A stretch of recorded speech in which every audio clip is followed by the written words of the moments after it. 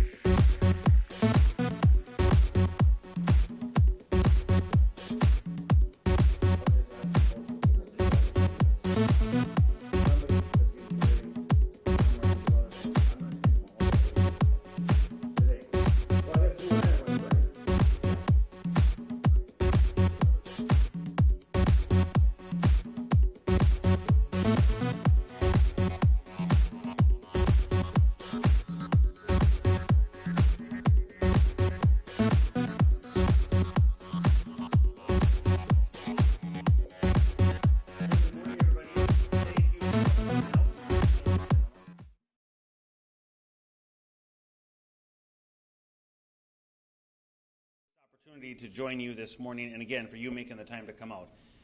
As we always like to do, I'm going to open us with prayer. Dear Lord, thank you for giving us the opportunity to be able to come to a venue, to have a free exchange of ideas, and to be respectful, truthful, and loving in the dialogue. Lord, we thank you again for the wonderful state and country that you've blessed us with. We know that it is our responsibility to be diligent in maintaining the liberty and the constitutionally protected freedoms that those who have sacrificed before us to allow us the free speech that we are able to exercise today, that it is our responsibility to continue that. Lord, we just ask that you bless this event and everybody that's come out and everybody that is watching online, whether we agree or disagree, because healthy conversation in the arena of ideas is the name of the game. In the name, power, and in the authority of Jesus Christ, amen. So I join Senator Lucero in thanking you for being here today, and those of you who are watching online appreciate that as well. Why are we here? Why are we doing this? So we bill it as a town hall, and that's what it is, and we're doing it in the true town hall sense, where we're inviting you to come up to, where did we put the mic? Over there? Okay. To engage with us, ask us questions, tell us why you disagree with us, tell us why you do agree with us, ask us questions about what's going down at the legislature. And it was my hope that, and maybe we have some folks here who have vehement, sincere disagreements who want to engage in respectful, productive conversation about those disagreements. So the reason why that's important, I think we saw a month ago with the assassination of Charlie Kirk, who was doing this very thing, trying to engage with people with whom he disagreed, and was met with violence as a result. And that's not something that came out of nowhere. That's not something that's brand new. That is something that has festered in our culture with this increasing unwillingness to engage with people that you disagree with. And I noticed it the first time I ran in 2022, I believe it was, yes. 2022, the first time I ran for the Minnesota House of Representatives. During my campaign, you receive a lot of criticism from people when you put your name in the hat to run for public office, and most of it comes online, right? You see these messages, you see these comments of people who, I despise you for this, I think you're wrong about that. And I would reach out to those folks individually and their organizations, and I would say, let's sit down, let's have a conversation. I'd be happy to talk to you. I'll do it publicly. I'll do it on your terms. You define the terms, when, where. You can tape it, you can broadcast it, you can live stream it, whatever you want to do. And nobody would take me up on it. In fact, I got messages back from some saying, well, we're not going to platform you. We're not going to spread your message by engaging with you. And when that's where you're at, where you're unwilling to even engage with the other side of an argument, it becomes dangerous. Because how then do you resolve those disagreements? That's the reason why, that's the structure of our government was put in place to resolve disagreements peacefully. It's the alternative to gang warfare. That is the alternative. And we're seeing little incidents of that peek through the surface. The Charlie Kirk situation is just one example. We've seen continuous violence before and since that's increasing in the American political life. And it's a detriment to people who might otherwise be willing to put their hat in the ring for public service. I can tell you for a fact, I'm aware of at least one person who was considering a run for statewide office, who doesn't currently hold office, doesn't currently live in political life, who decided after our colleague, Speaker Emeritus Melissa Hortman, was assassinated back in June, that was the end of that. Not going to put my family in that type of a situation. And that's a reality that those of us who are serving and who continue to serve, and people who put their hat in the ring to potentially become candidates for public office, that's a new reality that we have to deal with. And so what's the solution to that? The solution to that is this. It's to talk it out. It's to find out where are the fault lines and how do we navigate them. And to that end, I'll turn it back over to Senator Lucero to give you something that you might disagree with, right? Let's stir up the pot. And by the way, if you have questions ready to go, you can go ahead and step up to the mic, and we'll get to you shortly. Perfect. Well, thank you again for those who've still come in. And here are some statements that I believe to be true, and I look forward, if anybody disagrees, to come up and let's have a conversation. Jesus Christ died, was buried, and rose again. I am a wretched sinner saved by grace, and Jesus Christ is my Lord and Savior. We are all created in the image of God. The source of liberty is the Creator, and liberty is granted to each individual. The purpose of human government is to secure the unalienable rights of every individual. We live in a republic, and we live in the greatest constitutional republic in human history. Life begins at conception. All life has value, and we have a moral obligation to protect innocent life from conception to natural death. Free market capitalism is the best economic system to achieve prosperity through efficiency and innovation. Healthcare is not a human right. Housing is not a human right. It is impossible to change one's sex. The most a person can do is mutilate themselves.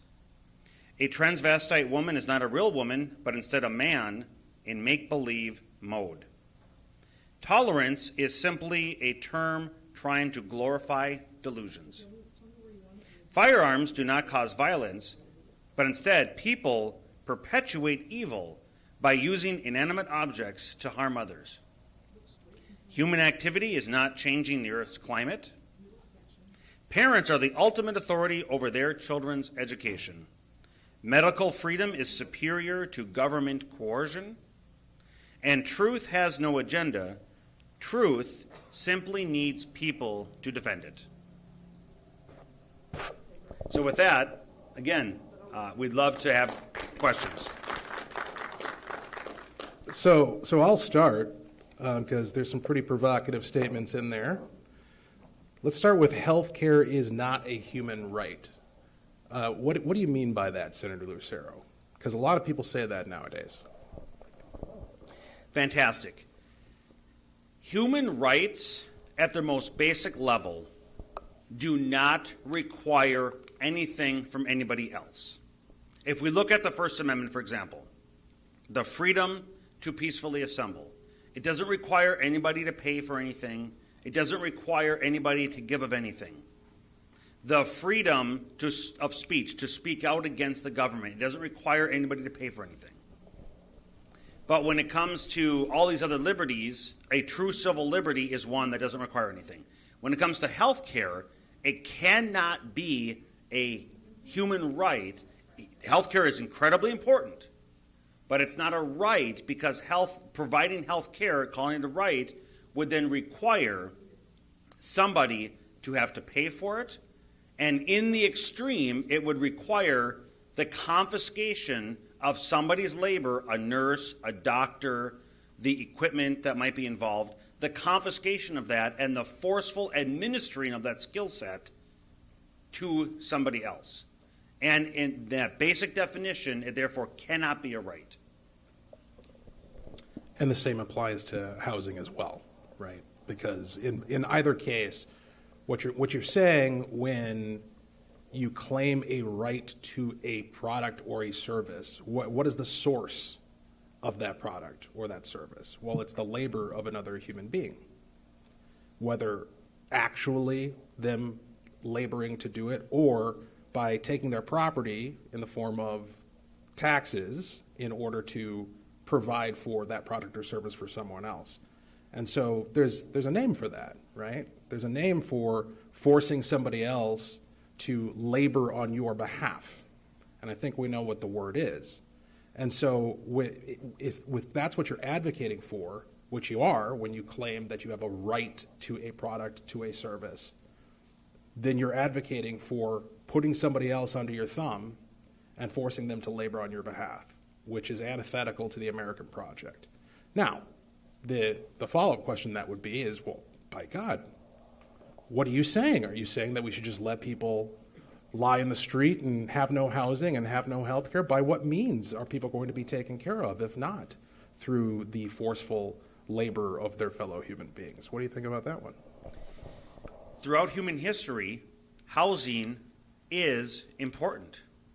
Throughout human history, healthcare is important.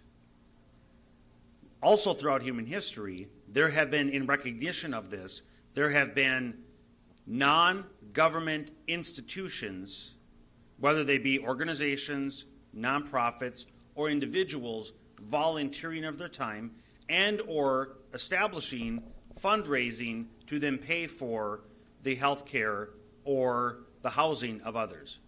It's happened throughout human history. It's happened across the world.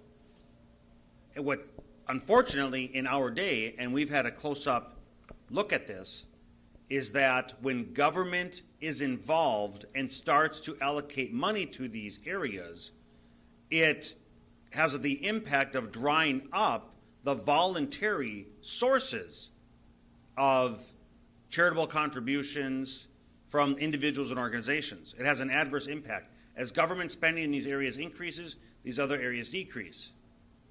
But unfortunately, when government is involved in this, they're not making decisions based on pure necessity. They're making decisions based on political calculus. And so when funding allocations come through committee or come through the legislature, again, there's that political calculus of favoritism for certain political demographics that skew the decision-making in these areas, in any area. But to answer the question, we absolutely, fundamentally believe that assisting people that are of lesser means in the areas of healthcare, housing, or anything else is critically important. It's just not a proper role and function of government. Yeah, and again, don't be shy. If you want to ask a question, the mic's right there. You can go ahead and step up to it. To kind of flesh that out, what that actually looks like practically, because, we're expressing principles here, right? Philosophy doesn't really help unless you apply it to the real world. So we've seen massive, massive amounts of fraud in this state, right? Hundreds of millions of dollars, billions of dollars. I think U.S. Attorney Joe Thompson recently said that it's approaching $2 billion, and there's probably significantly more. A few weeks ago, he had a press conference where he announced 8 new indictments related to the housing stabilization services. So what is that? What is housing stabilization services? Well, I'll explain it to you the way I explained it to my 12-year-old. What we do is we take these bags of cash, like in the cartoons when the robber robs the bank. We take these bags of cash and we just hand them over to people and we say, go help the homeless, Godspeed. And that's it. That's pretty much it. We don't really have any mechanisms for accountability to determine whether or not they're actually engaging in benevolent services, but we trust that they are. And amazingly, that has not worked out. Amazingly, as U.S. Attorney Joe Thompson pointed out during his press conference, the majority, he says, the majority of those bags of cash that we're handing over, and it's not just housing stabilization services, that's only one program. You, of course, remember Feeding Our Future. We've got services for autism services, tutoring services, medical transportation services. The list goes on. And they are all riddled with this fraud. Now, how is that possible? Well, it starts with healthcare as a human right. Housing is a human right. It starts with that fundamental core idea that because people have a right to these services, it's our obligation to provide them those services as a state. And so once you buy into that premise, it creates this demand for benevolence. And it appeals to your better natures, your better angels, of, oh, we're helping people. But are we? No.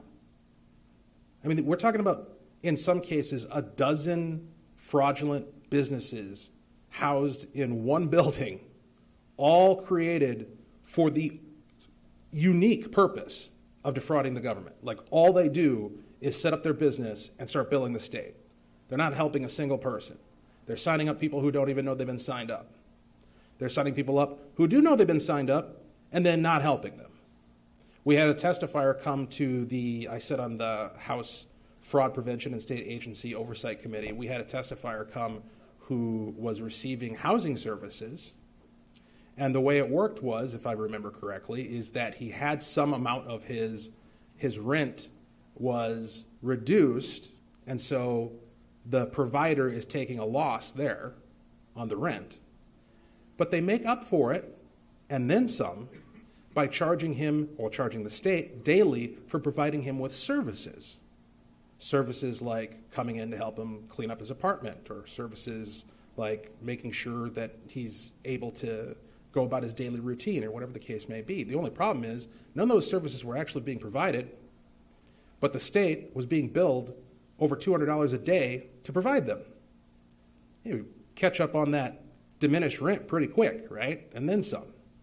And that's what's happening, is that these fraudulent services in the name of benevolence are being offered with no accountability. And my favorite thing, I'd be curious to know if you've run in this too over in the Senate, is as the cost of this stuff, before the fraud became really, really apparent, we noticed the cost for sure. Like housing stabilization services, I believe the first year it was supposed to cost $2 million, and it ballooned to like 200 in the first year or something like that. And we noticed that and we say, wow, that's something. You guys said this was going to cost $2 million and it ended up costing 200. What's going on there? And you know what their answer was? Well, we just underestimated the need. Clearly, by virtue of the fact that this program costs 100 times more than we thought it was going to, that means there's 100 times much more need out there that needs to be met. You know what this actually means? It means we need to spend even more money on this program, because by God, there's probably much more need out there than we could possibly imagine. And so they just feed this feedback loop, again, appealing to your better angels, appealing to your benevolence, to try to guilt you into accepting the fact that they're taking your money. That's what lies at the heart of this, is that actual benevolence is a transaction where, yes, you're being generous to someone else, you're being charitable to someone else. You're not gaining materially from that transaction, but you are gaining spiritually. You're gaining relationally. That person who you're helping, that's a relationship that you just formed. And what does it foster? It fosters gratitude. Gratitude, which can inspire people to change their lives so that they no longer require that charity, that generosity, that benevolence. What the state has done is it's taken that relationship out of the picture and inserted itself as the mediator that is not acting benevolently, clearly, right? Because one thing you wouldn't do if you were going to help somebody out is just hand them cash and never follow up with what are you doing with that? How has your life been made better? How can we get you to where you need to be? How can we get you from point A to point B to where you're living a productive life? But that's the way the state functions. And so that leads to the question of, what do we do about it in policy? How do we change this? Do we just eliminate state benevolence altogether? Or do we change systematically how we do it? One thought I have, and I'd be interested in your thoughts, Eric, is put the incentive structure back in place where whoever's providing these services actually has to be accountable to the person who's receiving them. We call that the market, right? So if we're going to help somebody out, we help that person out, having established their eligibility to be helped, and then they decide who they're going to engage with, who's actually going to provide them with that service. And I think if we just implemented that principle, we would immediately save hundreds of millions of dollars. think of all the areas in our life where we are asking for money. It could be in the context of an auto loan or a mortgage. We have to go to an entity, we have to fill out an application, and then we have to meet a series of criteria, and then we are held accountable. Or it could be within business. You could be a manager or director in any department in business, and on an annual basis, the manager or the director of the department will have to put together a presentation for the next superior person in that organization to justify the staff, the head count, and or any additional equipment that might be needed based on whatever's happening in that department. And they have to justify. They're accountable. So in any other area of our life where we're looking for money, accountability, responsibility is there. But when it comes to government, that is the number one reason why we are seeing these vast amounts of fraud, because of the absence of accountability and transparency. It reminds me of an old adage that I heard when I was elected to the legislature. If you want more of something, that something, just fill in the blank. If you want more of a certain behavior, subsidize it in government now. If you want less of a certain behavior, tax it. Taxing acts as a disincentive to engage in a certain behavior. Often cited is the sin tax. Raise the taxes on alcohol and cigarettes because it'll act as a disincentive for somebody to engage in that behavior. Well, if that's true, and that is true, then taxing anything else has the same impact. Raising the income tax results in a disincentive for people to engage to the fullest extent, the fullest amount of effort of working, because at some point it has the law of diminishing returns. Similarly then, on the other hand, if you want more of a behavior, subsidize it. And so when we saw $2 million, a balloon to $200 million or whatever it was, if you want more of a behavior, subsidize it. So with that, I see somebody at the microphone. Yes, hi. My name is Allison. I live in the area.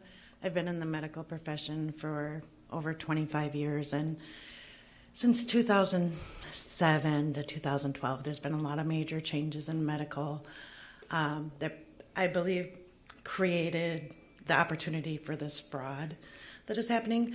But my question has to do with, have you looked into other states that are able to function well with the healthcare issues that go on in the states? Well, one thing I'll say is that it's hard to compare other states to Minnesota because nobody does what we do. Okay? That is true. Nobody does what we do. We are the state in the union that has this level of fraud, these types of programs with this amount of lack of accountability. So we could look at probably any other state to see how they do it and implement their methodology and immediately be doing significantly better than we currently are. If your measure of success is where the rubber meets the road, people actually getting helped, right? People who actually need it, getting it, and the money being spent, appropriated, and spent in the manner that it was intended legislatively. If that's your measure of success, we would immediately be significantly more successful the next day after we implemented what literally any other state is doing. But going back to the argument that we have in our committees and on the House floor and the Senate floor, I don't think that's the measure of success from the current regime, and certainly under the Democrat trifecta in the last couple of years. Their measure of success seemed to be finding more ways to spend money, finding more need, discovering, going forth and exploring and discovering all the need that needs to be fulfilled. And so to them, success is the more we spend, the better we're doing. Well, that's kind of what I see, and I have a sister-in-law that is, handicapped. She's has no use of her arms, like she's in a wheelchair. And she doesn't get the assistance that apparently a lot of people do get. She's not in the Twin Cities. She's in rural area up north. And so is there any way, so like our family basically takes care of her. I mean, there's not really any other options. And so is there any way, I know that in the government wants to just take on these responsibilities, but that's really just making us take the responsibility for it other than individuals. So is there a way that we can take that off the government responsibility? I mean, like, I don't want to say just cut people off, but a way to ensure that people that need it are getting it, as opposed to people that are just saying they need it. Government, the tendency of government is to grow over time. And that's exactly what's happened in the state of Minnesota and across the country, but I'll just say the state of Minnesota, it continues to grow. And the way that I think of it is, think of, for those who have ever made a loaf of bread. You're going to make the dough, and you have to allow it to rise. And then what do you have to do after it rises? Before you bake it, you have to knead it, right? And why are you kneading it? You're working out the inefficiencies that form, the corruption within the entity or this dough, the loaf of bread. You work out the inefficiencies that have formed to shrink it, to get it more pure in its form before you bake it. Government is the same thing. It continues to grow and grow and grow, and it has these inefficiencies. When it comes to paying for these services, which are very much the people or the person you're describing, they have a need, a genuine need, and they need assistance. And as government has grown over time, it has consumed more and more of the family budget, more and more of individuals' budget. And that because more is being paid to government, there's less money available in the individual and family budget in order to pay for such services on their own in the private sector. And that's the conversation that is rarely spoken of, is the only entity that can solve or pay for these is the government. Whereas if we shrunk the amount of money that is in the government coffers, they're leaving the money, more money in the individual and family budgets, allowing them, empowering them to make the decisions for those in their spheres to care for them. And I'll say one more thing, just generically then on the healthcare system. It is broken. I think everybody recognizes that across the aisle. We can no longer continue to tinker on the edges. And year after year, I don't have a healthcare background. I don't sit on any of the Health and Human Services committees. But even those who do not have a healthcare background or sit on committees like in a similar position to myself, we can all recognize the pain that's broken. The system is broken from top to bottom, from pharmaceuticals to providers to insurance companies, the entire continuum of the healthcare system. What is recognizable is most in this room lived in the era of pre-Obamacare. Most in this room, I just had this conversation earlier this week with another constituent. Most in this room lived in the era before deductibles. Do you remember the time even before copays? I remember, it was either late 80s or early 90s, when the advent of the copay came into existence. And even then, I think it was $5. A $5 copay. Now, what is the copay? I think for me, it's $35, and it's probably $50 or more for many people. And so there are many that are living today in the post-Obama era that they know nothing else than skyrocketing premiums, skyrocketing deductibles, skyrocketing copays, and the lack of quality in many cases in the delivery of the healthcare services.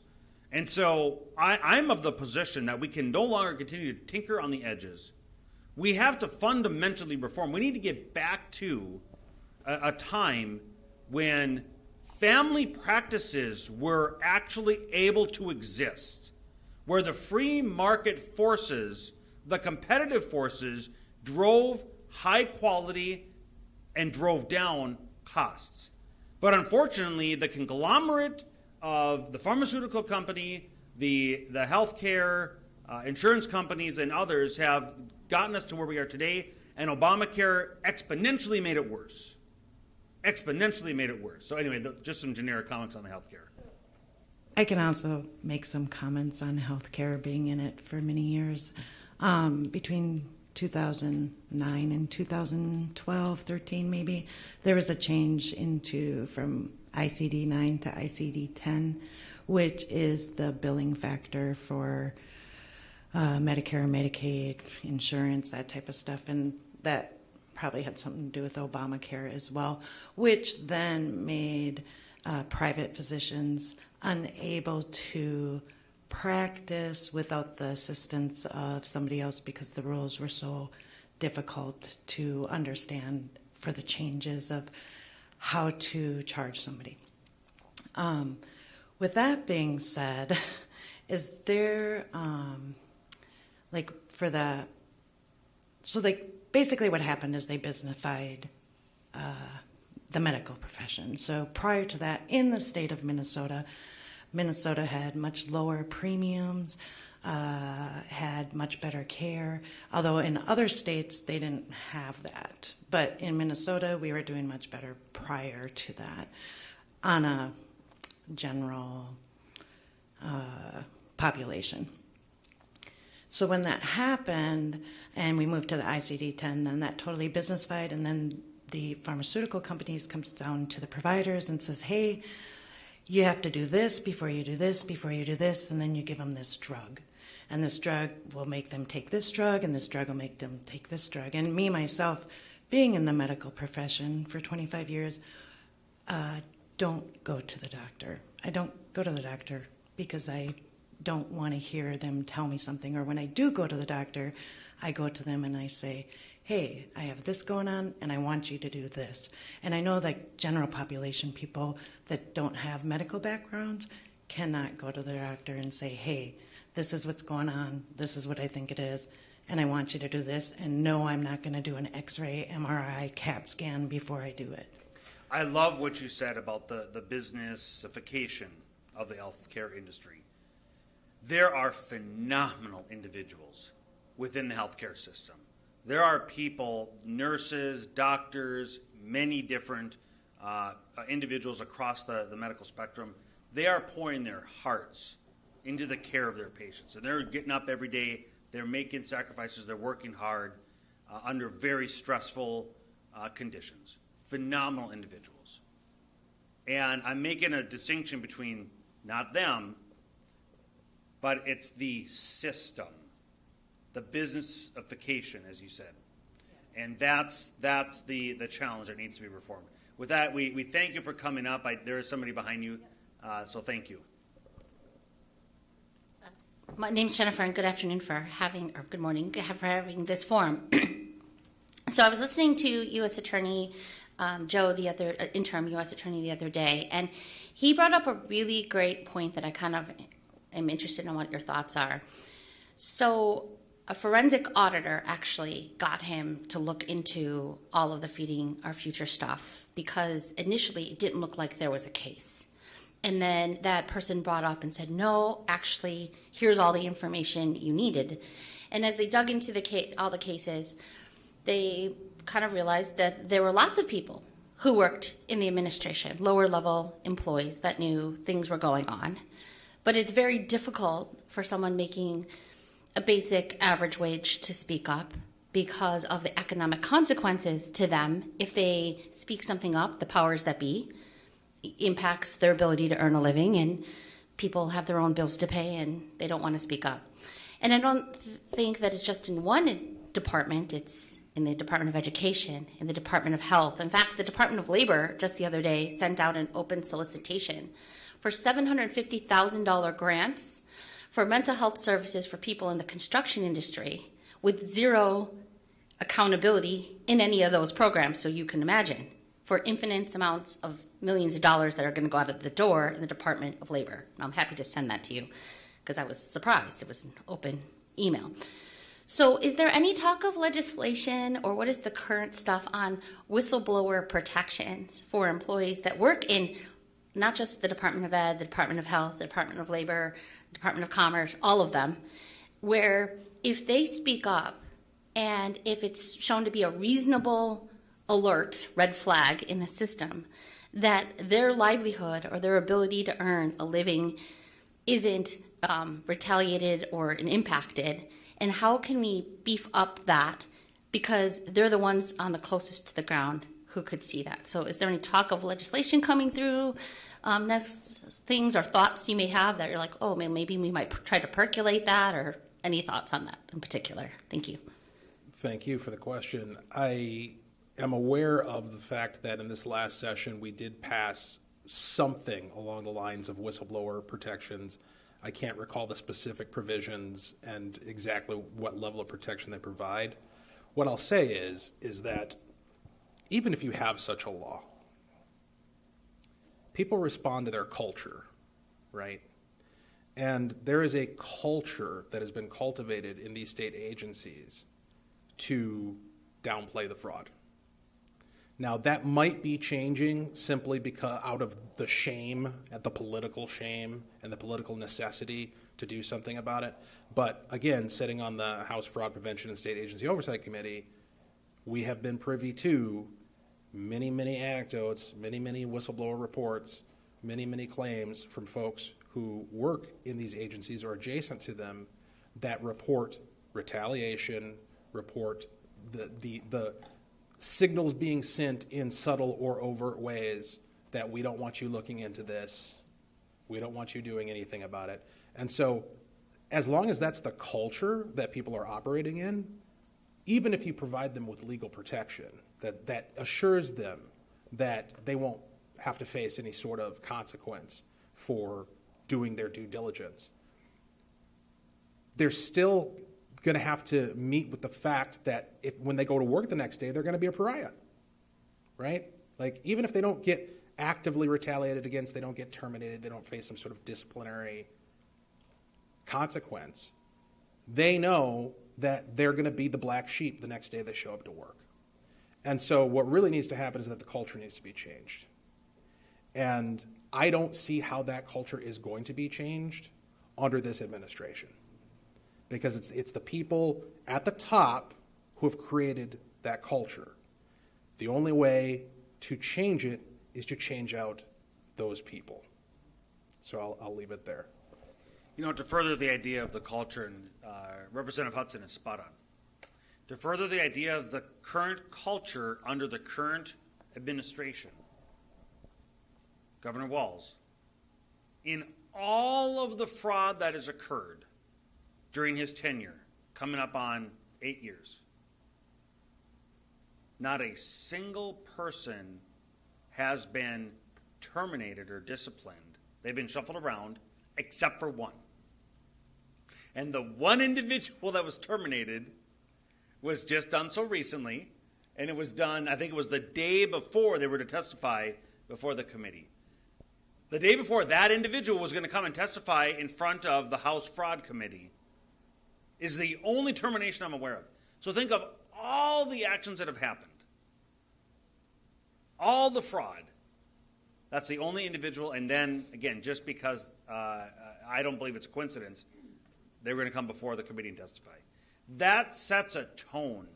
That sets a culture. It empowers people to continue the flagrant disregard and lack of accountability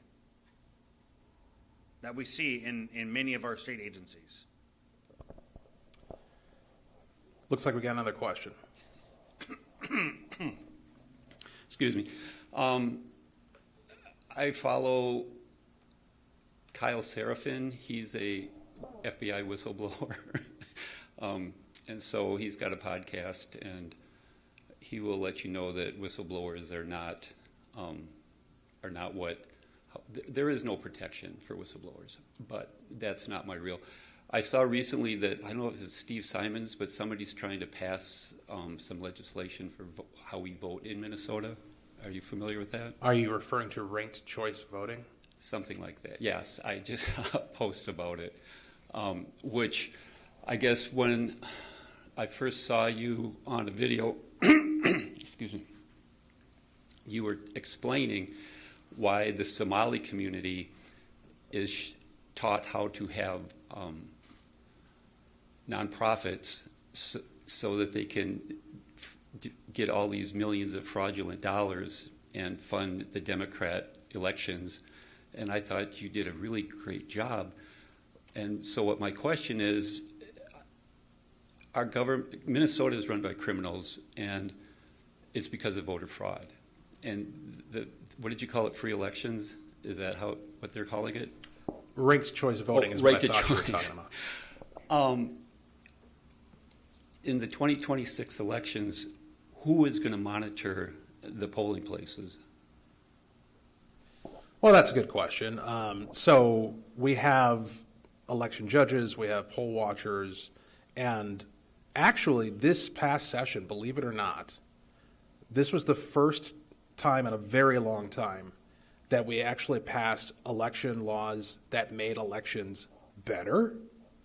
Didn't make them awesome, didn't clean up everything, but it certainly addressed certain key issues that emerged during the 2024 election cycle.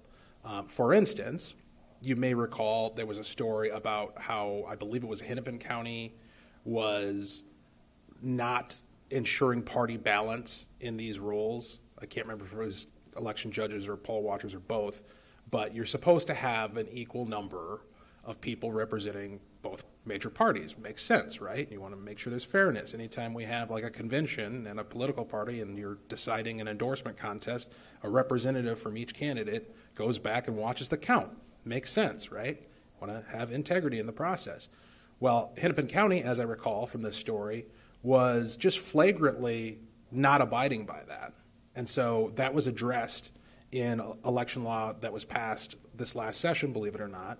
And also, there were some changes made to try to ensure that what happened down in Shakopee with the 21 missing ballots that just were never found or accounted for, and then instead of having another election, a judge decided, well, you know, we can just violate the anonymity of secret ballots and have people come into open court and tell us who they voted for, and we're going to figure out the election that way.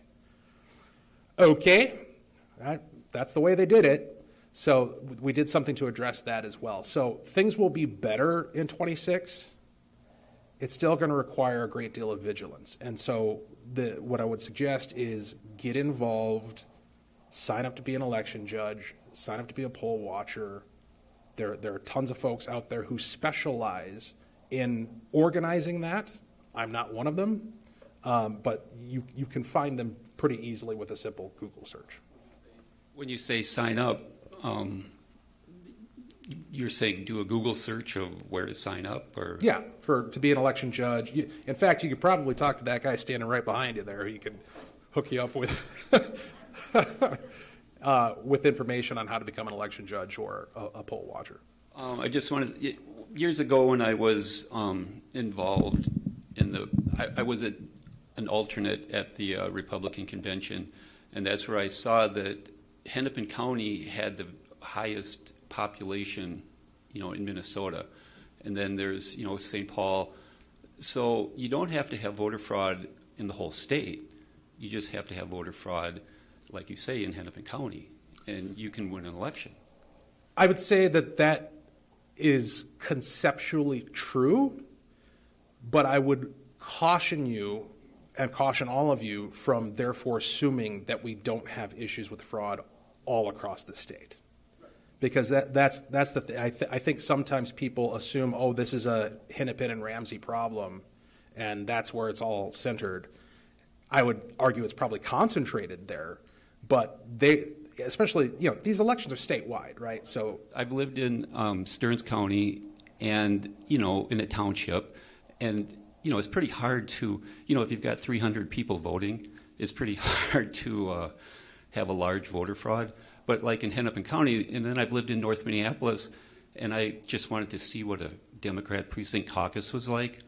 And when you talk about risking your life, you know, if I were to go to the Cedar Riverside district and try to monitor or be an election judge in the Cedar Riverside polling place, I probably could die there. I mean, I'm just saying these people are dangerous. So I will talk to somebody about being an election judge. Thank you. I appreciate that. And since you brought it up, I do want to talk a little bit about the Somali community and the impact that this cynical approach to politics has had upon them as a community. Because I worked very briefly for the Republican Party of Minnesota doing community outreach, and as part of that work, I engaged quite a bit with the Somali community, met a lot of their leaders, sat down and had dinner in Somali restaurants, drank Somali tea, which is actually really good if you ever get the chance to have Somali tea, very sweet. And I was kind of amazed at what I heard from them. Like, I sat down with a group of Somali leaders near Cedar Riverside in a restaurant, and without me, just introductions, right? That's as far as we got, is this is who I am, this is who you are. Without me saying a word, they just opened up with all the things that they are dealing with in their community. And you know what it was? You know what they said their top priorities were? Number one, school choice. Their top concern was the ability to transmit our culture and values to our kids without these mandates that we teach these things that go against our fundamental values and our religious beliefs. That was their top issue. Second, public safety. Can you believe it? In Minneapolis, in Defund the Police Minneapolis, here I am talking to Somali community leaders, and they're saying, we want more cops. We're not against the police. And they told this story, and I might be getting the details wrong. I apologize if I am. There was apparently a 20-something-year-old young man who, in despair, leapt out of a window of one of those Cedar Riverside towers, about 20 stories up. The result of that was a 3-hour wait for emergency services to show up, during which children are walking by the scene. The mother is down there, distraught, having to be comforted, finding no comfort. And the reason they told me that story is they said, this is unacceptable. And the reason why it's happening is because the police, they're going to respond to scenes that they can do something about before they respond to a scene that they can't do something about, right? If there's an active situation going on somewhere, that's going to take precedence over a situation where, tragic though it is, a police presence isn't going to prevent further harm. It's the same thing with EMS, right? Got to go to the person we can save before we go to the person we can't save. But 3 hours? That indicates a lack of resources. And so that was their second thing, public safety. We want public safety. They talked about economic freedom. We want to just run our businesses. Can we please just run our businesses? I mean, these are the type of issues that they were talking about. And so you might think, you might wonder, well, gee, you want Republicans then, right? Like, that's what you're asking for. You want school choice, public safety, economic freedom, religious freedom. Which side's going to give you that? So why are you voting for the folks who are never going to provide you with any of that? And the answer is, as was hinted, as was pointed out, is that it's basically a two-pronged approach. Number one, they were the first ones to get there, the Democrats. They were the first ones to get there, and they got in their ear, and they pumped their ears full of Republicans hate you, Republicans want to deport you, Republicans think you're evil and bad, and they're Islamophobic, and this, that, and the other thing. So they turn them against us that way, to where we're your only option, we're your only safe option. So come vote for us.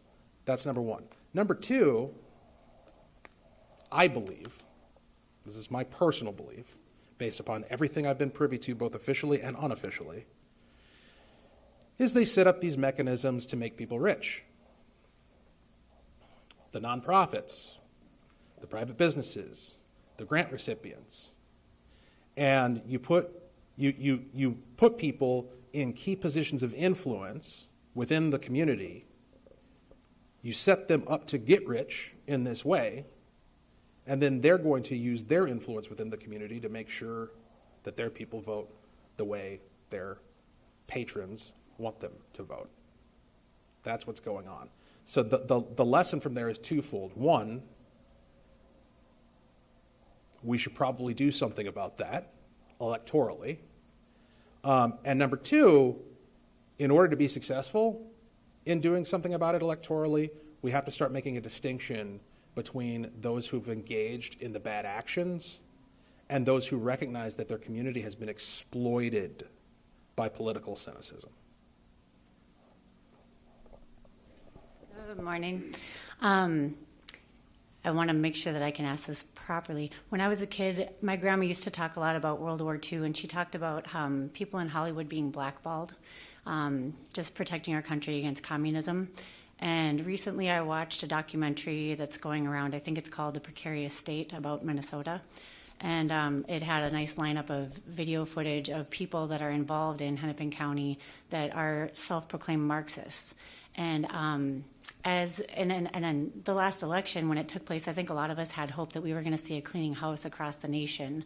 I'm just wondering, what is the current, how do we handle treason in this country? I thought that it was like you die by hanging or something. Like, how come all of this, how come we're just using legislation to try to handle this problem where we really need to actually physically remove people and guard our republic? Because I think we're at risk of losing it, seriously, you know?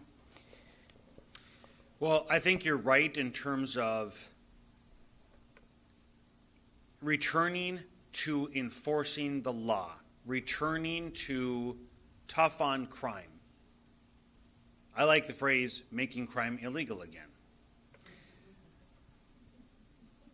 Let me first address your question, your comment about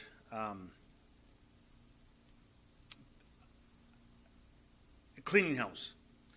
So I'll use a picture here. People don't grow fat like myself. You just wake up one day and you are fat. And I look in the mirror and I'm disappointed with myself, right? And the question I have to ask myself in that moment is, well, how did I get here? I'm not happy with myself, with what I've become. I demand immediate rollback and results the other direction, right? Well, that's not reality.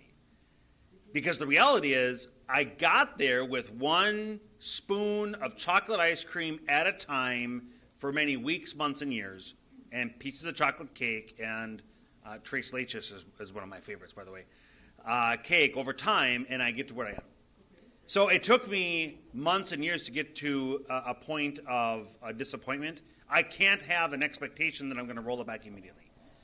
Instead, it's going to take a similar amount of time to go backwards for transformation and rolling back. Similarly then with government, in that we've gotten to a point here over many, many years and decades of lack of accountability. One of the most shocking, just one of the most recent shocking, but there's a long list of abuses, the weaponization of government. One of the most recent shocking ones was the spying on 8 Republican U.S. senators, for those who saw that headline, by the federal government. I think it was the FBI, if I remember correctly.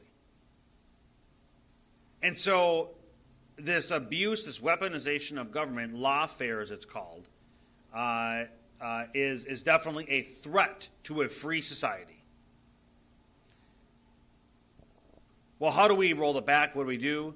President Trump, there certainly is a lot of work to be done to root out these actors that have no hesitation to abuse government power to harm people they perceive to have a political difference. And it can't happen overnight, but he is working on it. That much we can see in these institutions. In terms of accountability, we need to have greater accountability. There needs to be a healthy fear of accountability. When you see things like people being given the death penalty, but they're not executed until 25 years later, that doesn't act as a disincentive because justice isn't swift and sure. And so we have to we need to have a greater surety of punishment for those that seek to weaponize government and go after their perceived adversaries. So a big part of the reason why we're here today, why we decided to put on this event, is because we recognize that the conversation is important, discussion is important, deliberation is important. That's how we solve our problems. That's how we arrive at what our public policy is going to be. But a prerequisite to that is order. You have to have order before you can have a conversation, which is exactly why all this talk about turning down the temperature and bringing down the rhetoric is the wrong conversation to be having right now. Because what we lack, what's necessary for that, is order, first and foremost. And the juxtaposition that demonstrates this is, again, back in June, we had the tragic assassination of our colleague, Speaker Emerita Melissa Hortman, her husband, the shooting of your colleague, Senator Hoffman, and his wife. And in the aftermath of that, for weeks, if not months, there was this conversation that we were having about turning down the temperature, toning down the rhetoric. How are we going to kumbaya? How are we going to come together and be productive and peacefully move forward?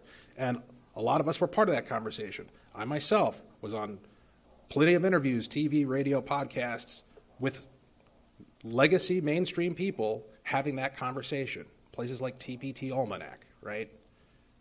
None of that was happening after Charlie Kirk's assassination. All that talk just went away about how are we going to turn down the temperature. In fact, within moments, certainly hours, of Charlie Kirk being assassinated brutally, people were doubling down on the fascist rhetoric and the Nazi rhetoric. And what that demonstrated, and when I say people, I'm not just talking about people online, I'm not just talking about folks on Twitter, I'm talking about Congresswoman Ilhan Omar, Governor Tim Walz, former President Barack Obama, at least a dozen of my own legislative colleagues coming out making reprehensible statements in the aftermath of Charlie Kirk being assassinated. Now, in that context, that demonstrates that we have a disordered discourse. I can't have a conversation with you knowing that you want me dead. That's a non-starter. I think that's pretty reasonable, right? If we're going to sit down and talk, one thing that we shouldn't even have to have a conversation about is, by the way, just in case, are you planning to kill me? Or if somebody else did, would you get up and clap the moment it happened? Like, if those are the terms of debate, then there is no debate. So why do I even bring that up in response to your question? Because that concept applies more broadly, systemically, to our entire society right now. We have a society where the two sides, broadly speaking, are not seeking the same goals. They're just not.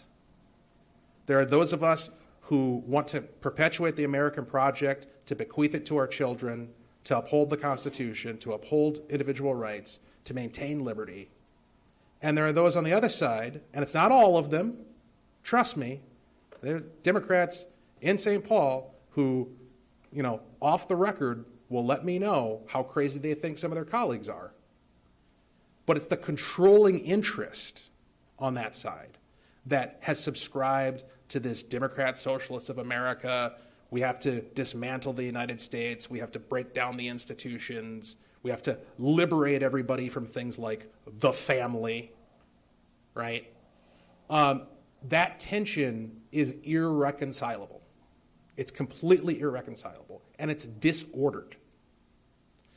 So, I think that what President Trump and Vice President J.D. Vance have been saying, that it is time, once and for all, to defund, dismantle, and prosecute, in some cases, these explicitly violent, in many cases, but also just like people who are organizing to effect the dismantling of our institutions. You called it treason. I don't know that I would contest that. Really? You're under the laws of our country, you're organizing to end our country?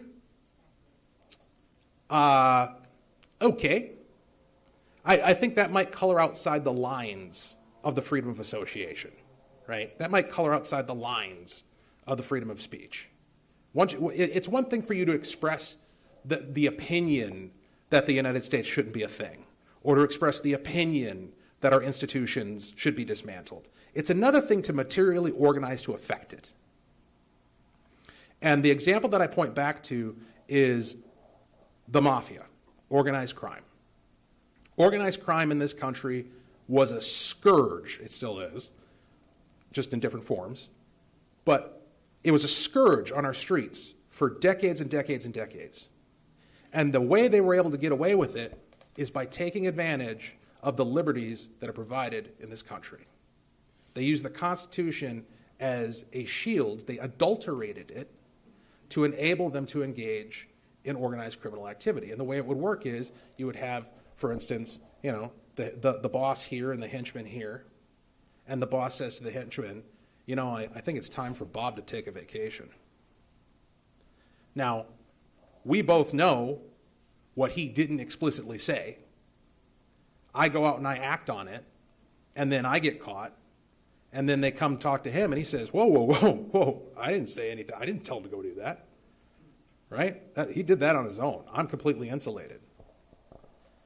So how did we handle that? Well, we changed the law. We came up with something called RICO, Racketeering Influence Corrupt Organizations Act, or something like that.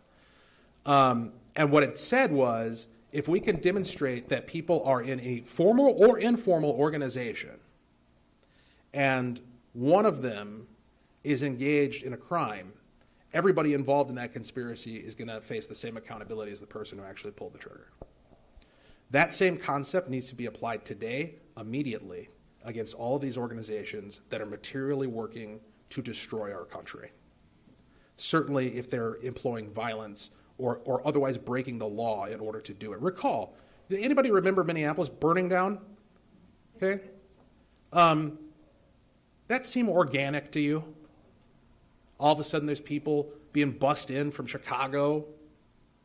Who paid for that? How did those pallets of bricks end up on the side of the corners? Just in case, just sitting there, right? Where'd they get all of the material to do what they did? Who was bringing them pizza? These are questions that should properly be answered, and the people who did it should be held as accountable as the actual people who committed arson, committed assault, the highest crimes that were committed. I mean, we had a 3rd precinct burned down, right? That accountability should go all the way up to the top of whoever it was that was providing that funding, and you trace those dollars all the way, and you're going to find some very powerful and influential people who need to face that accountability. It looks like we got another question. Speaking of accountability, it's that time of the year where, everyone's talking about property taxes, and it seems like, I could be wrong, I'm young, but it does seem like overall in general, property taxes are kind of getting out of control. I am aware that back in the 90s there was a state law limiting on how much a levy could go up. My question is there any way to implement that back in the state? I know other states have it where, if it goes up 1% or 2%, it goes on the ballot so the residents, the people can vote on it. So I'm just wondering if that's, something, a possibility, just throwing it out there. So I'll just get this in quick. Our seatmate, so he's Senate District 30, I'm 30A. 30B is Paul Novotny up in the Elk River area. And he's working on that. He's been working on that last session. He wants to see that come back. I agree with him. He's being aided in developing the proposal by one of the county commissioners up there. So it is something that we're looking at. You're going to get a lot of pushback from the counties and a lot of pushback from the cities. And here's the thing is I don't begrudge them their pushback, because here's the tension that they're dealing with. You're mad at your city council, you're mad at your county commission for raising taxes. Well, guess what? They don't have a choice. Why? because of what we're doing down in St. Paul. Continually telling them what they must do. Continually telling them, you have mandating this service and that service, and you got to do things this way or that way. By the way, we know this is going to cost money, but we're not going to give it to you. So you just figure it out. And what that translates to is them having to raise your taxes. And then the political beauty of that is that the folks down in St. Paul get to pat themselves on the back and say, aren't we amazing? Look at how we're helping everyone by forcing the counties to do this, that, and the other thing. Meanwhile, the accountability, the political pushback, comes from you, the resident, going to your county commission and pounding the table and saying, why are you doing this to me? That's the dynamic. So I say that as a former city council member, and you were a former city council member, because I have a lot of sympathy for these folks, some of whom are in the room, who are either in those county or city positions, because it's the same thing we've done to our school boards. We elect people to the school board, but they don't actually get to decide anything because it's all mandated from St. Paul. So the fix does need to happen legislatively. So earlier this week, a senator, one of my colleague senators, brought up a point that I thought was interesting to chew on. And it was something along the lines of, and again, it's not fully mature or just an idea to put on the table to discuss, but his idea was a bill that would say mandates not funded are deemed unenforceable. I thought, okay, that's interesting. If the state puts a mandate on school districts or counties but doesn't have any funding along with them, they are rendered unenforceable. Something to chew on and think about. To property taxes.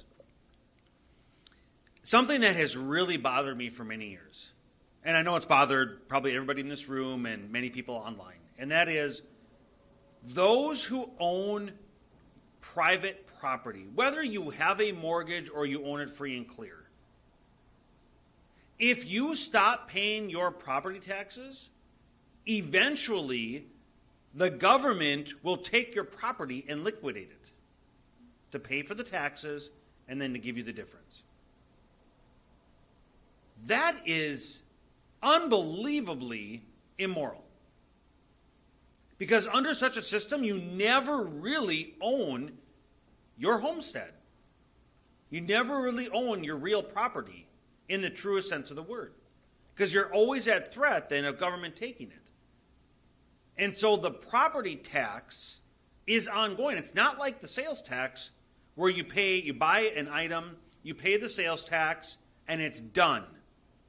But when it comes to real property, it is in perpetuity. It's forever. Now, what are the property taxes funding? The percentages will be different, but roughly a third of it is funding the local municipality, whether it's a city or a township. Roughly a third is funding the school district of the area, and then roughly a third is funding the county government.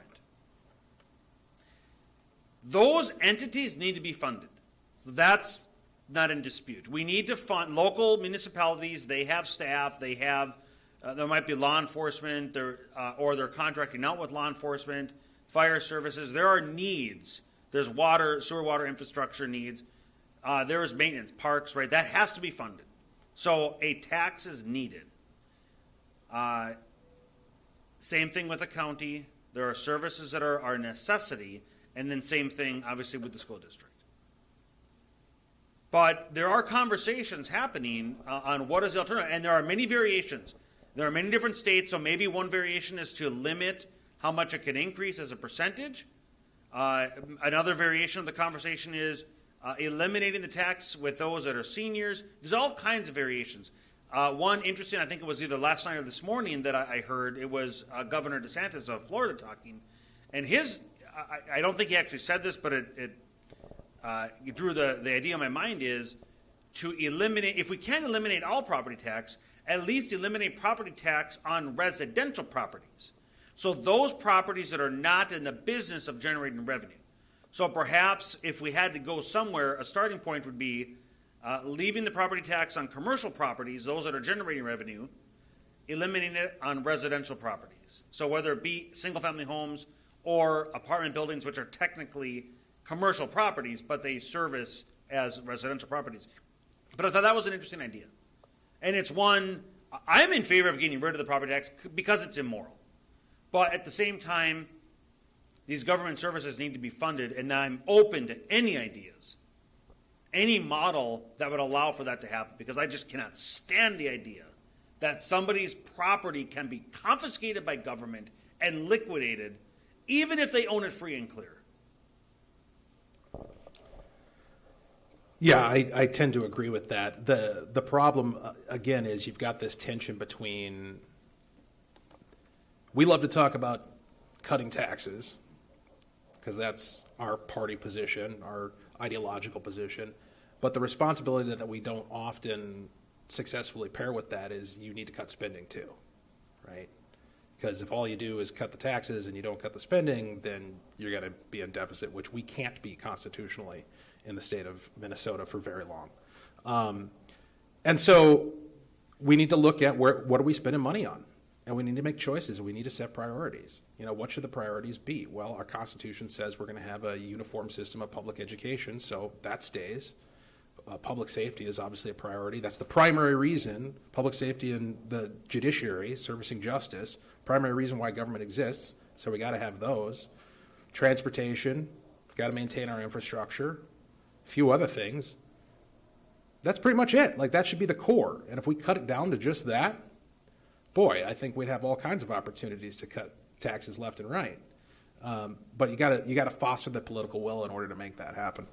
So I did notice one question online, and we wanted to get folks who disagree with us to engage, and apparently commenting online is the methodology through which that's going to happen. So here's a question for you, Senator Lucero. Why do Republicans support a convicted sexual predator president?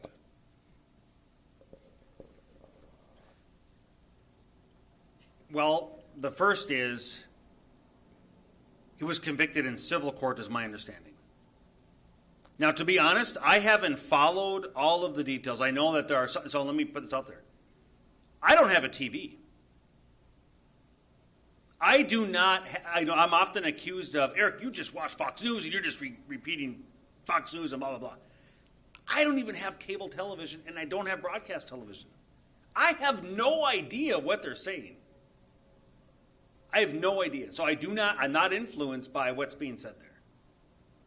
I do know that there's a lot of commentary out there, so I haven't followed that case, to be honest, so I can't speak to the specifics. But my understanding is that it was a civil. I think it goes back to what we spoke about of the weaponization of government. From what I do understand, there were those going after him that made part of their campaign, the district attorney or the attorney general or other prosecutors, they campaigned on a platform of going after President Trump. Well, how do you, if you are not in office and you're running for office and you are campaigning, if you're running for office, not in office, you don't have all of any evidence, right? You're not in a position of authority to know what the evidence might be because you don't have any mechanisms available to you other than what's in the public sphere. So if you're campaigning on prosecuting somebody as a promise, that in and of itself should be red flags. So from what I know of the details, it was a persecution, politically motivated, and in a lopsided area, and the conviction is a civil conviction, again, is my understanding. So why do Republicans? I don't support the man. I don't support any person, to be honest. I support ideas.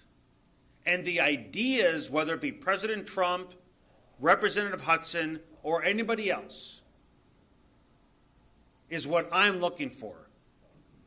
Because if you follow a person, they may make the wrong decision, you'll be led astray. So I'm not allegiant to a person, I'm allegiant to ideas. The ideas that President Trump has promoted are absolutely necessary for turning this country around. That's why I did support him, and I continue to support him. I have a little bit of an advantage on this question simply because I saw it long before I offered it. So you got the hot seat over there with answering that one. My understanding is that, as you stated, we're talking about a civil case, right? So I don't even think conviction is the right word to use because conviction applies to a criminal court. He never faced criminal charges. If I could just butt in, so the threshold for a conviction in a civil matter is a preponderance of the evidence. It's 50% plus one, essentially. The conviction for a criminal matter, it's beyond a reasonable doubt. The threshold is much, much higher. Right. And so my understanding is that, as you pointed out, this was politically motivated. We've seen this before. In New York, they put together, they invented an entire new legal theory to create felony charges against President Trump, piecing together a bunch of things that were misdemeanors that it's even questionable whether or not those things happened, the things that he was charged for misdemeanor. So, clearly, and this is why all this talk right now of, oh my Lord, Trump is using the mechanisms of government to go after his political enemies. I'm sorry, were you asleep the past 4 years? Did you not notice all of the lawfare that was directed against him specifically, but also the rest of us? I'm old enough to remember under Barack Obama when Attorney General Eric Holder was going after conservative groups, when the IRS was denying Tea Party organizations their nonprofit status. So don't talk to me about how the mechanisms of government have never been used to prosecute political enemies. And I'm not making the argument that it should be tit for tat, but there should be a qualitative distinction. The things that the Trump administration is doing now, what we talked about earlier, about defunding, prosecuting, dismantling organizations that are actually engaged in real crime. Okay? It is a crime to organize for the purpose of committing criminal conduct. That is categorically different than, I don't like this guy, so I'm going to find out some way to conjure a crime to accuse him with for the purpose of being able to ask a question like this. And the other thing I would say in response to this is, this ain't working out for you very well. Because they did that. They followed that tact of let's smear, let's lie, let's accuse, let's falsely convict, and then run on that. And look what happened. Not really a winning strategy. It looks like we got another one. I have a couple random comments, but the lady running for governor in California, in her interview, she stopped the interview because, I don't want this to get mean. And liberals, I'm just going to say communists, don't want to debate us, and that's why I'm not surprised that, like at a Charlie Kirk University event, there are no liberals here. They don't want to debate us. In Egan, they stand on the sidewalk with signs that say, resist fascists. I mean, why do you want to be a fascist, Walter? It's like, why did you stop beating your wife? There are those kinds of questions like, well, who said I was a fascist? That's not even the definition of a fascist. But when you're talking about what legitimately taxes should fund, I learned recently about Cloward Piven, and that Frances Piven and her husband Cloward, I can't remember his first name, they designed a strategy to bankrupt America. And when I talk to my liberal nephew, he can talk about all kinds of, Jessica Tarlov is perfect, and they just love Tim Walz. And when I ask him about Cloward Piven, all of a sudden they become stupid. It's like, well, can't you Google it? Can't you tell me what, the strategy is to bankrupt America? And the lady talking about treason, is to destroy our country. And they won't talk about it. And it is a real thing. And I guess mostly what my point is in bringing that up is these people do want to destroy America. There is no middle ground. If you try to have a conversation with them, you're a fascist. Yeah, so that raises a very essential point, because the temptation in responding to your observations is to paint with a very broad brush. I mean, we use these terms us and them and words like they when we're talking about the other side. The fact of the matter is, as I pointed out earlier, it's not all of the Democrats. It's the controlling interest in the Democrat Party. Somebody brought up a precarious state earlier, the documentary that just released. Did you notice one of the people that they had in there? Gene Pawlowski. You know who Gene Pawlowski is? Recently retired Democrat House colleague of mine. All right. Now, he voted terribly, all right? He took terrible votes on things that are detrimental to the state.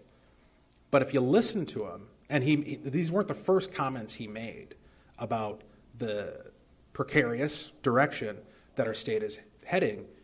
He was right after he retired. He was interviewed. I forget where it was, and he said something to the effect of, "What Minnesota needs is an unsession," meaning instead of writing a bunch of new laws, we need to comb through the books and repeal a bunch of the laws. That's a hell of a thing for a Democrat to say.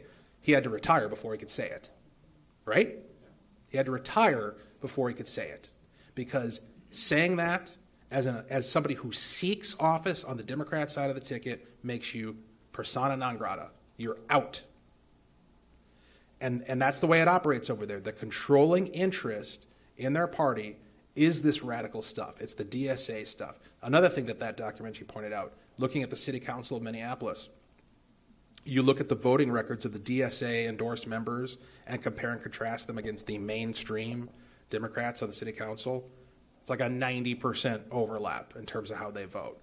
So increasingly, there's no distinction between the most radical wing of their party and the mainstream of their party. And that's the place that we're operating in. So, and I'll make one more point, going back to what you first brought up, which is this gal in California who's running for governor, and the video that came out of her completely breaking down in an interview. You know what the question was? The best part of that story is what the question was. Okay? The question was, what are you going to do? What are you going to say to the 40% of Californians who voted for Donald Trump in order to win them over? I don't understand the question. I don't need their vote. That's what she said. I don't need their vote. Whew. That's audacious. That is some cocky stuff right there. I don't need your vote. That's her message to the Trump voters in California. All right, well, pretty sure you're not going to get it, right? But what that signals is a complete. They really do believe, some of them, and again, I'm using the word they, I'm talking about this controlling interest within the Democrat Party. They believe what they say. They sincerely believe that we're fascists. They sincerely believe that we're terrible people that want to do the country harm and that want to harm underserved communities and all this stuff. And because they've assigned us that moral character, they've determined that we're not worth engaging with at all. We are to be hated. We are to be despised. We're deplorables, right? Where'd that one come from? Didn't come from some random person on the street with a sign. It came from the Democrat candidate for president of the United States in 2016. Basket of deplorables, right? That's where they're at. So that raises the question, what do we do about it? What do we do about it? And this is the point that since Charlie Kirk, and after reflecting upon it a little bit, I've come to the conclusion that it is not enough for us, and I'm using us again, and I don't just mean Republicans, I mean those of us who believe in the American project and want to see it fulfilled and move forward and bequeath to our children. It's not enough to just defeat them. Now, they do need to be defeated in the near term. They need to be decimated electorally in 2026. But what happens the day after, and the cycle after, and the decade after? What needs to happen is there needs to be a ministry to those who are in that party, whether they're voting for them or they're elected officials, party leaders. We need to figure out a way to tip the scales to where the Gene Pawlowskis no longer feel like they need to retire before they can say something that makes sense. We talk about how suppressed we feel. We just talked about all the stuff that the Biden and Obama administrations did to suppress conservative speech during their administrations. Imagine how it feels to be somebody who's semi-sane in the Democrat Party. You can't speak up. You can't dissent. You can't break ranks. It's an inquisition every single day. You better watch what you say. You better watch what you do, because we will throw you under the bus the second you step out of line. That is unsustainable, and they need to be rescued from it. Well, and that's how we're going to rescue Minnesota. We are going to continue these conversations and outreach. It reminds me of what Rep. Hudson was just saying, reminds me of a phrase. Why are you raising your voice when you should be reinforcing your argument? So you could take out raising your voice and insert calling names. Why are you calling us names when you should be reinforcing your argument? And I have experienced many, as I'm sure many of you have, whether it be those in your spheres, friends, family, neighbors, etc. When you disagree, unfortunately, it can resort to name-calling. And that's not how hearts and minds are going to be influenced. But in order to save Minnesota and save this country, we need to be having these conversations.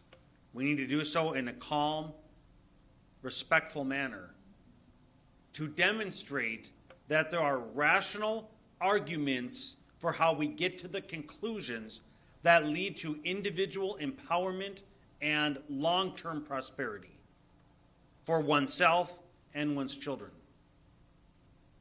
That's the only way. Otherwise, if we continue to have these two camps that all they do is call names without reinforcing an argument, it's not going to persuade, again, hearts and minds. And that's why I am so appreciative of this format. I very much appreciate and enjoy conversations with people that I don't agree with, because there are perspectives that I can learn, and hopefully there are perspectives that others can learn, and then again we can influence towards a greater, more prosperous Minnesota. Because the trajectory that we're on, anyone can see all the different metrics, whether it be education, healthcare, property taxes, and many of these other things that we've discussed. We're on a downward trajectory. It's not healthy. It's not leading to prosperity. So I was going to have concluding remarks, but I see one more individual at the microphone. So please go ahead. Thank you. I'm going to weave a few of the topics discussed today into my questions. So talked about fraud, disorder, communities, RICO. To what extent does the refusal to assimilate within certain communities contribute to the ongoing disorder? And would you apply the RICO statutes to the communities that have been involved in the fraud? So taking those in turn, I detect two questions there. To what extent does the failure to assimilate impact the disorder? Well, pretty aggressively, right? Because what is it that we're asking people to assimilate to? We're not asking that you come here and become a completely different person, that you give up your religion, that you give up your personal convictions, your culture, your cuisine, right? The things that mark you as a distinct ethnic group or people group. What we are asking, and it's a pretty minimal ask, you have to leave us alone. You have to respect our liberty. You have to obey our laws. You have to agree to the constitutional structure of our government. And you have to abide by everything that implies. And it would also be really nice if you liked that, if you appreciated it, if you were grateful, if you actually wanted to be an American before we let you be one, right? I think that's a pretty minimal ask. And yet, that's a controversial take. It's an extremely controversial take, that you should, when you come to America, you should actually want to be an American. For some reason, that rubs people the wrong way. But it absolutely positively should be the minimal expectation of folks who we bring in to our communities from outside. To the second part, applying RICO to an entire community group I don't think is feasible. And I also don't think it's fair. Because as I said prior, it's not everybody it's not the ethnic tie or the community tie that is the underlying structure of the criminal enterprise. It's particular organizations, whether formal or informal. So you've got these, for instance, talking about the fraud, you got 12 people in one building, 12 organizations in one building, all defrauding the state. Okay. Who are all those people? What are their relationships? Who taught them how to do that? All right? Like if I asked you right now, go start a business today and you can't look up how to do it, just go. Would you be able to? Some of you might, because you've probably done it before.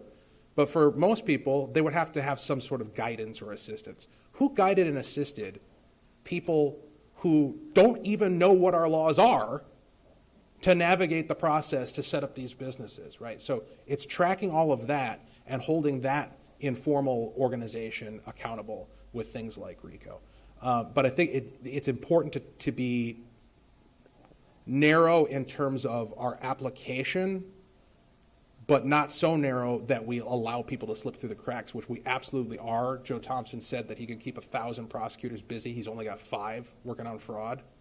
And he said that we're not going to be able to prosecute our way out of this, which is another way of saying injustice shall stand. There are hundreds of people, if not thousands, who are going to get away with what they've done to the state. That's unacceptable. So with that said, thanks for coming out today, guys. We appreciate it. And the patience to endure the conversation. Hopefully you found it enjoyable and informative, and we answered the questions that you had for us, and maybe we'll do it again sometime. And I similarly thank you for coming out, everybody online. Thank you for watching. Thank you to St. Michael Cinema, Representative Hudson, myself, Senator Eric Lucero. Again, I hope this is one of many as we continue to have dialogue across this community, across the state. Again, later today, we're going to be headed up to Brainerd for a similar venue. And we look forward to the conversations with people that disagree, because we may not agree, but the objective is to find clarity, in the great words of Dennis Prager. Clarity, not agreement, is the objective. And so thank you, everybody. Have a wonderful Saturday and rest of the weekend.